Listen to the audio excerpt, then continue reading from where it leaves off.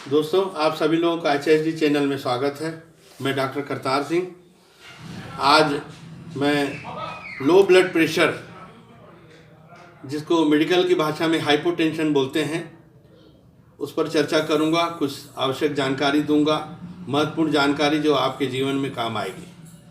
जैसे कि आप और हम सभी जानते हैं, ब्लड प्रेशर आजकल कॉमन हो गया है। सभी लोग इससे ग्रसित हैं, पीड़ित हैं। वैसे नॉर्मल एक लेवल रहती है, रेशियो रहता है सब में, ब्लड प्रेशर सब में रहता है, पर बढ़ना और घटना वो रोग का सूचक रहता है। तो नॉर्मली 120 से 80 ये रेशियो है।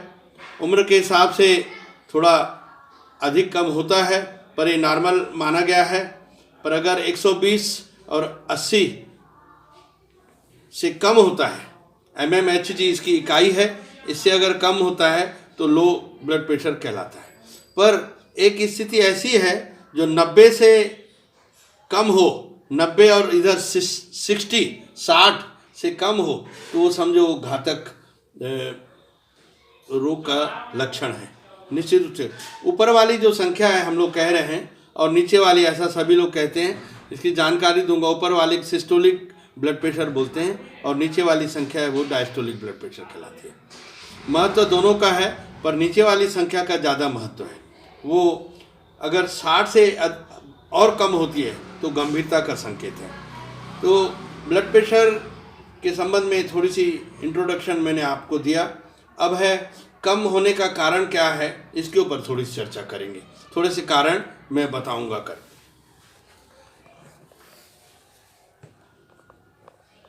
अचानक कम होता है कभी कभी। कई बार ऐसे पेशेंट रहते हैं जो वर्षों से पीड़ित हैं, कई सालों से ब्लड प्रेशर के मरीज हैं, रोगी हैं, लो ब्लड प्रेशर के खासकर। तो अचानक कम होने के कारण मैं बताऊंगा। एक तो पानी की ज़्यादा कमी या अधिक व्यायाम, लंबे समय तक धूप में रहना या गर्मी को सहना, बहुत अधिक पसीना आना, कोई बात का सदमा आ जाना, किसी मरीज के खून को देखना, या गंभीर मरीज को देखने से भी कई लोग एकदम से सह नहीं पाते और गिर जाते हैं खड़े खड़े। वो हाइपोटेंशन का ही कारण है। एक अचानक होना हाइपोटेंशन, इसको सडन बोलते हैं। और कई बार एक और चीज़ है, जैसे सोए हैं, सोने के बाद जैसे उठते हैं तो एकदम से उठ के खड़े होने से भी कभी कभी बीपी लो हो जाता है। तो एकदम से खड़े होके खड़े नहीं होना चाहिए, सोए हैं तो बैठ के फिर उठना चाहिए। खासकर ओल्ड एज में तो बहुत ज़्यादा सावधानी लेना चाहिए। तो अब ये स्थिति एक है। दूसरा रहता है जैसे उल्टी टट्टी होना, दवाइयों का साइड इफ़ेक्ट वगैरह, इससे भी बीपी लो होता है। जैसे कोई ऐसी दवाइयाँ देना जो मूत्र अधिक लाती है, अधिक पेशाब होता है, डायरेटिक्स वगैरह, ये एक कारण है। और आनुवंशिक हेरिडिटी भी एक कारण है। ये भी बहुत बड़ा वजह है। जैसे माता पिता को है कई, तो उससे बच्चों को होने की संभावना ज़्यादा हो जाती है। ज़रूरी नहीं कि हो, पर पॉसिबिलिटी बढ़ जाती है। खाने पीने में ध्यान नहीं देना, लापरवाही करना, और कुछ ऐसे रोग भी हैं जो ब्लड प्रेशर को लो करते हैं। हार्ट डिजीज़, शुगर की बीमारी, थायराइड की बीमारी, रक्त की कमी, एनीमिया, पार्किंसंस, ये भी एक बुढ़ापे की बीमारी है।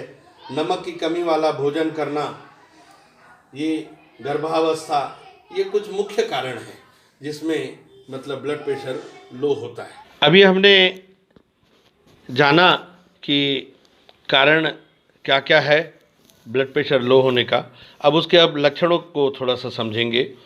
जो एक्यूट, जो अचानक होता है बीपी लो, उसमें खासकर आँखों के सामने अंधेरा आना, चक्कर लगना, धुंधली दृष्टि, गिरे जैसे लगना, पसीना खूब आता, हाथ पैर ठंडे हो जाते हैं।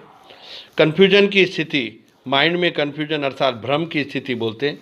कई बार तो बेहोशी तक हो जाती है। नाड़ी धीमी चलती है। उसका वजह क्या है? ब्रेन में ऑक्सीजन की कमी। और जो परमानेंट कई लोगों को रहता है बीपी लो, कई सालों से है, कई बीपी लो के ही मरीज हैं, आए दिन देखने को मिलता है।